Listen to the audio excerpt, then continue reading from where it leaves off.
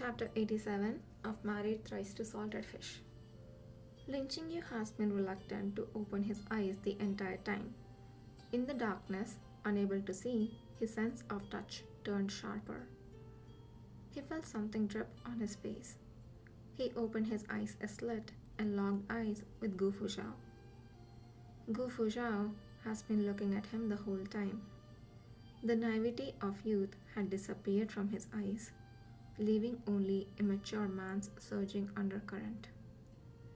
Gu Fuzhao had been looking at him like this, his face flushed and his lips slightly parted, revealing an expression that would never normally appear on his face. Gu Fuzhao's sweat dripped on his face. It was so cold outside, but Gu Fuzhao was sweating all over. Lin Qingyu couldn't help but ask, "Are you tired?" Gu Fuzhao laughed. "No, why would you think so?" "If you are not tired, why are you sweating so much?" Gu Fuzhao shifted and said in an uncertain tone, "Well, maybe it's because it's hard to hold back." Lin Qingyu was momentarily stunned. He made as if to speak but stopped. Gu Fuzhao asked with a smile, "Are you going to help me out?" Lin Qingyu raised his hand, seeming as though ignorant way to put it. He lowered it once again. "Forget it. I'm not very good at it." He couldn't do it well to himself, let alone help others. "Huh? So there are actually things Dr. Lin can't do?" Gu Fuzhao smiled. "But that's no problem. I can teach you. It's very simple." Having said that, Gu Fuzhao really grabbed his hand and taught him stroke by stroke. Lin Qingyu closed his eyes again, Gu Fuzhao's breath lingering in his ears. Gu Fuzhao would speak to him from time to time, calling him Qingyu, calling him Bear, even calling him Lao Po towards the end. The way he sounded calling him Lao Po almost made his knees go weak. He couldn't help but suspect that the word Lao Po meant something other than old woman in Gu Fuzhao's home dialect. Otherwise, he simply couldn't accept Gu Fuzhao's hobby. Fortunately, right at this moment, Gu Fuzhao kissed him. Between the lips and teeth, he temporarily put the whole old woman matter behind him. Gu Fuzhao then began showering him with praises, praising him for his long lashes, his beautiful body, his wonderful voice. He kept coaxing him to call him Lao Gong, nearly making his knees buckle once again. Lin Qingyu knew that Gu Fuzhao talked a lot, but he really hadn't expected for Gu Fuzhao to be able to speak so openly in bed. Gu Fuzhao's voice was deep and low. Every sentence he uttered seemed to give him a drug of enchantment, causing strange and unfamiliar reactions to appear within him. Of course, this was excluding Lao Gong and Lao Po. These two words ought to be poison. Gu Fuzhao got what he wanted and successfully defiled his beautiful wife. Afterwards, he got out of bed without complaint and asked the servants to bring in a basin of hot water. Sitting on duty in the master bedroom that night were Hua Lu and a Momo surnamed Yun. After Yun Momo delivered the hot water and towel handkerchief in, she smiled and said, "The long-awaited day has finally come. I was beginning to think the general and the madam would live out the rest of their lives pure of heart and free of desires." Hua Lu asked curiously, "The long-awaited day? What day do you mean, Momo?" Yun Momo said, beaming with joy. The young couple asked for hot water and towels in the middle of the night. Besides that, what else could it be? Hua Lu had a realization and immediately blushed. She had been by Lin Qingyu's side for so long, and yet she had never thought about such a thing. In her eyes, even though the young master had married the general, She thought they would continue to be polite and courteous, treating each other as one would honored guests. She never thought that an immortal like character like the young master would eventually be dragged into the den of the mortal world by General Gu. Yun Momo said cheerfully, "In the future, the people on my duty will have a bit more work to do." Gu Fuzhao tidied up the scene and changed himself and Lin Qingyu into clean bedclothes. The two then slept embracing each other. Having shared this physical contact without barriers, the relationship between them also shed the inexperience and innocence so unique to youth. After that, the bed in General's mansion's master bedroom was replaced with a large bed. The long established bunk bed was moved back to the study. Whenever the general angered his wife and got kicked out of the bedroom, he could be found in the study, lying on the bunk bed and reminiscing about the glorious years when the two became sworn brothers. Winter in the first year of Chu Shi came earlier than usual. Before even the end of October, the first snow fell in the capital. Lin Qingyu, dressed in Dayu's official winter uniform, was walking along a snow-cleared road inside the palace. A eunuch followed him step by step, holding an umbrella steady over his head. At the entrance of Xinjiang Palace, Lin Qingyu saw his husband and said in surprise, "When did you get here?" "Half an hour ago." The palace sent over a messenger with an invitation. Gu Fuzhao looked at the plaque hanging over the palace entrance. "It seems something big has happened." After Shao Jie ascended the throne, Gu Fuzhao started the semi-retirement model. Unless it was a major event like the enthronement ceremony, he rarely entered the palace. Lin Qingyu was worried that he would lose his prestige in the court because of this. As it turns out, his concerns were superfluous. Gu Fuzhao has that ability. While squatting at home, he can also gain insight into the situation and buy people's hearts. On that day, they supported Shao Jie to ascend to the throne, and one of the conditions they offered was that they could not tire General Gu. With the usual small and big trouble, Shirong would not disturb Gu Fuzhao, so it must be a big deal to get him to invite Gu Fuzhao to the palace. The two entered the hall together. Apart from Shao Jie and Shirong, the Empress Dowager was also present. In the presence of the Empress Dowager, Shirong restrained himself, behaving like an ordinary eunuch official. Lin Qingyu and Gu Fuzhao greeted Shao Jie and the Empress Dowager. The Empress Dowager's brows were furrowed, and Shao Jie's small face was as pale as a sheet. "You're here," said the Empress Dowager. "Sit down." Lin Qingyu asked, "What has happened?" The Empress Dowager closed her eyes and said, "Shirong, bring it here and show it to the general and imperial physician Lin." Shirong handed Lin Qingyu a brocade box of the size of a palm. Shao Jie watched as Lin Qingyu opened the brocade box. He shrank back in the dragon chair. "Imperial physician Lin, prepare yourself. Don't be frightened by its content." Shirong's eyes dimmed, barely visible. "Worry not, Your Majesty.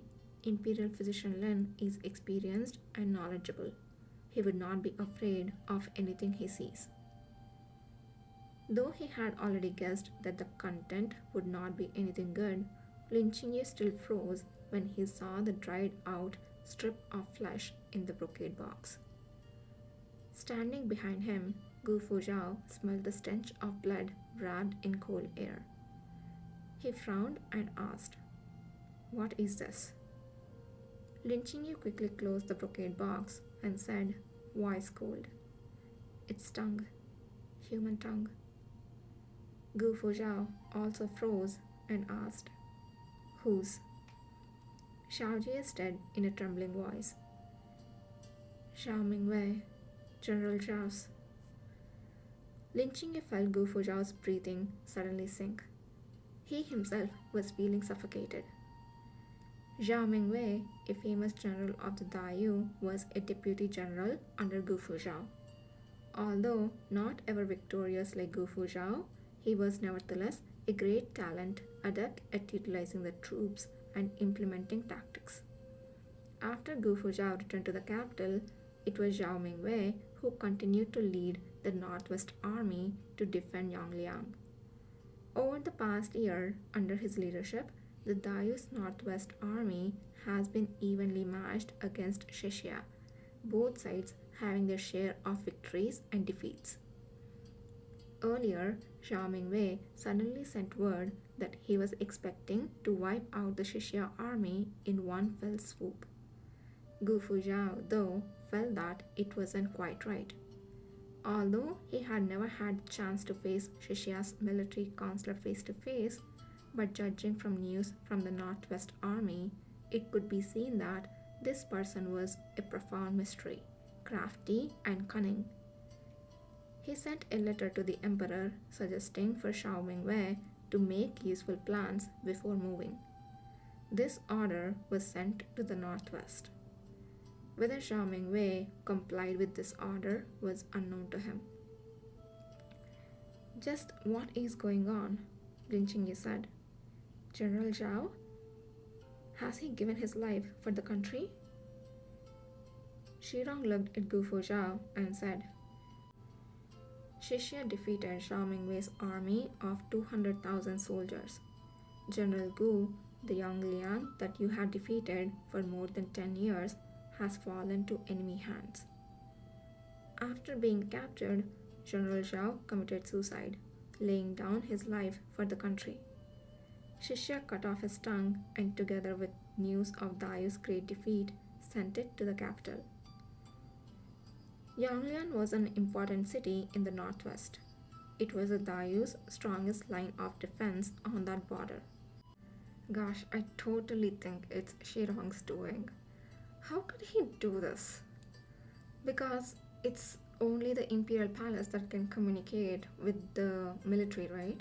So, if General Gu really thought, it is a suspicious move and asked General Zhao to not make this kind of battle strategy and sent it via Imperial Palace, and Shirong, who technically has hand in a lot of these things, decided not to send, and General Zhao Mingwei thought, okay, my General Gu probably is supporting this, so let me just go through this thing, and gets defeated with 200,000 soldiers and getting defeated.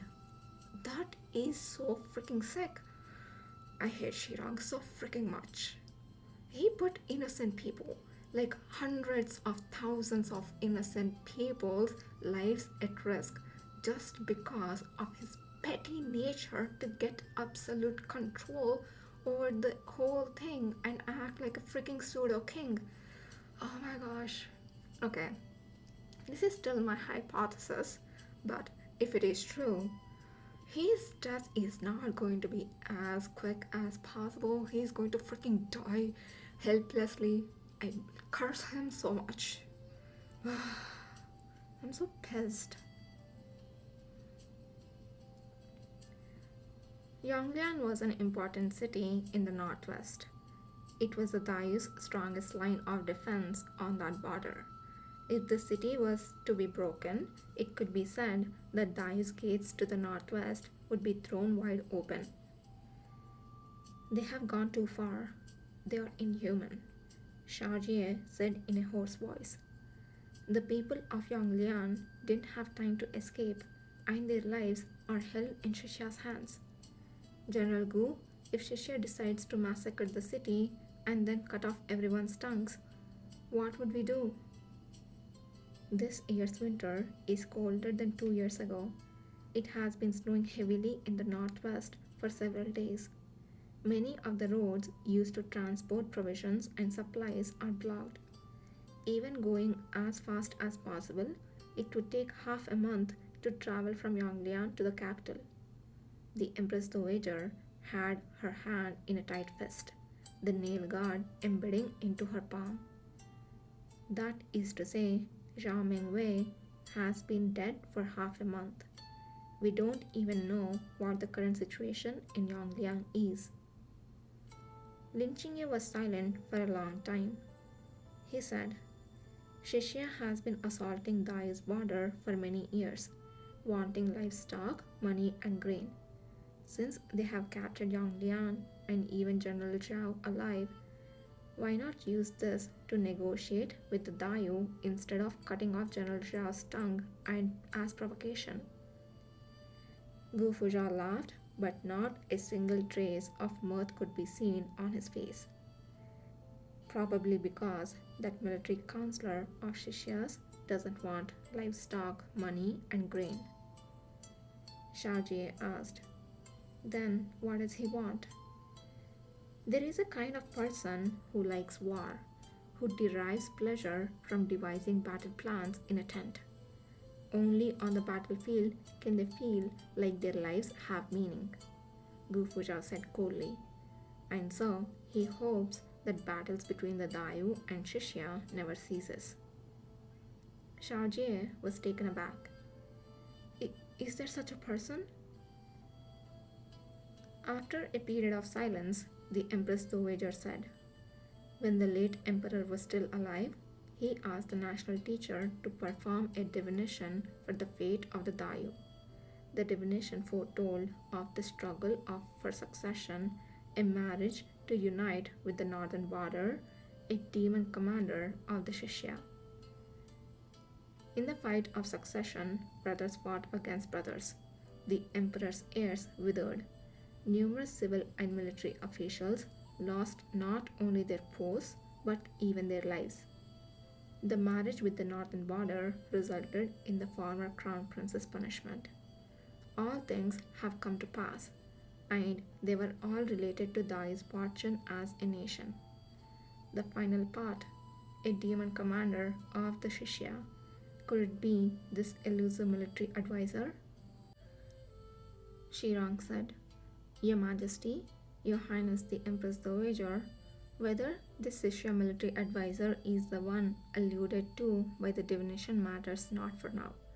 Now that Yonglian has fallen, the northwest is a host of dragons without a head. With the roads made impassable by heavy snow, funds and provisions cannot be delivered on time. This is a great chance for the Shishya. If we do not oppose this, I am afraid they would be an overpowering force. An invasion of the capital in the future might no longer lay outside the realm of possibility. The Empress Dowager was quite disgusted by a eunuch's participation in politics, but the situation was urgent and she had to agree with Shirong's statement. General Gu, the Empress Dowager's tone slowed. Among everyone in the country, now only you can save the Northwest. Before Gu Fuzhao could answer, Lin Qingye said, Not necessarily. The general's condition has recently relapsed. His old injury has flared up, making him unsuited to go to war. With profound meaning, Shirong said, Whether the general's old injury has recurred, the general should know best. Gu Fuzhao said indifferently, It has recurred. Shirong narrowed his eyes. The Empress Dowager sighed and said, Let us summon the ministers to the Xinjiang Hall to discuss matters. I'm gonna fucking punch this Shirang dude. He's like setting up our General Gu. Like, what are they doing? Huh? They are quietly, trying to live a life of peaceful matrimony. But no, this guy has to be like, no, I want all the power. How dare these people make me, who's a freaking useless eunuch, and my, dumb ass brother, level us into a king or like an emperor. How dare these people and not give me everything? Oh my gosh. I have a feeling it's Shirong. I'm like 99.9% it's Shirong.